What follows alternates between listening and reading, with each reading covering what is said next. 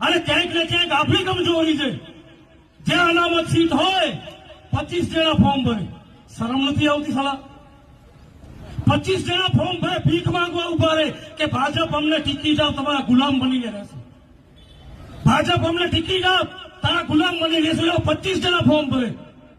અને આ બાબા સાહેબના વંશજો, ડોક્ટર ભીમરાવ રામજી આંબેડકરના વંશજો, જેમણે એક વ્યક્તિએ મનુવાદના વિરોધમાં, અંગ્રેજોના વિરોધમાં રહી અને ભારતનું બંધારણ રચ્યું, કાયદો બનાવ્યો, એના નાલાયક ઓલાદો 1 સીટ અનામત આવે, 25 જણા ફોર્મ ભરે.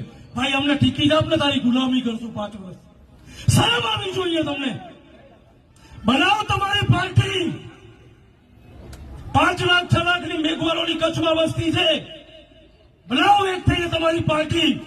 મુસ્લિમો આવશે સાથે, પછાતો સાથે આવશે, અને જે માનવતાને માનનારા લોકો છે ને એ સાથે આવશે. તમને ટિકિટની ભીખ નહીં માંગવી પડે, તમે ટિકિટ આપવા વાળા બની જશો.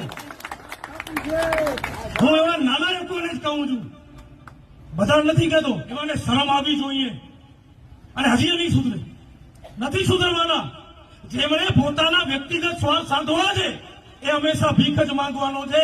બાબા સાહેબ આંબેડકરે એમ કીધું હતું કે જાઓ अपनी घरों की दीवारों पर लिख दो कि तुम आने वाली शासक करती जमात बनने वाले हो. आ भीख मांगवा वाला क्या है? शासक करती जमात बने. बने? आ भीख मांगवा वाला शासक करती जमात बने? क्यारे न बने.